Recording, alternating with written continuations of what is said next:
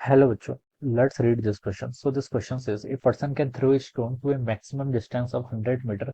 The greatest height to which he can throw the stone. ठीक है, कितनी greatest height तक वो stone को throw कर सकता है वो हमें बताना है। ऑलराइट, तो चलिए बच्चों इस क्वेश्चन को स्टार्ट कर लीजिए। तो इस क्वेश्चन का बच्चों की कॉन्सेप्ट आप क्या लिख सकते हैं? The key concept of this question is greatest height to which he can throw the stone. ठीक है, तो आपको यहाँ पर मैक्सिमम हाइट बतानी है। ठीक है, मैक्सिमम हाइट यहाँ पर आपको कैलकुलेट करके बतानी है। Okay, this would be the key concept of this question. ठीक है, मैक्सिमम हाइट देखिए कैसे फाइंड आउट करेंगे।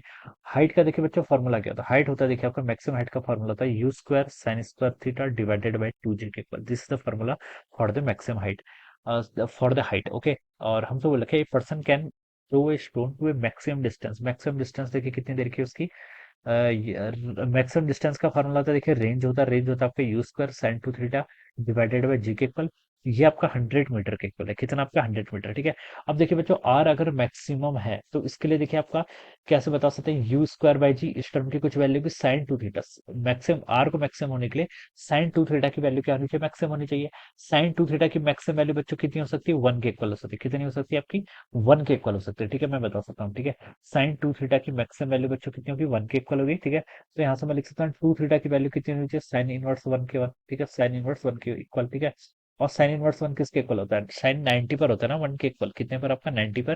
तो बच्चों थीटा यहाँ से कितना आ जाएगा? 90/2 यानी कि आपका 45 डिग्री, यानी कि पाई/4 लिख लीजिए इसको। कितना?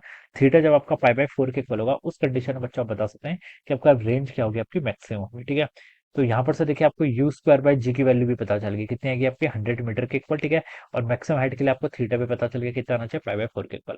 अब हमसे बोल रखा है मैक्सिमम डिस्टेंस के करस्पॉन्डिंग, सॉरी, आपसे बोल रखा है the greatest height to which he can throw the stone. Maximum height बताना है, तो बच्चों एच मैक्सिमम देखिए कितना होगा?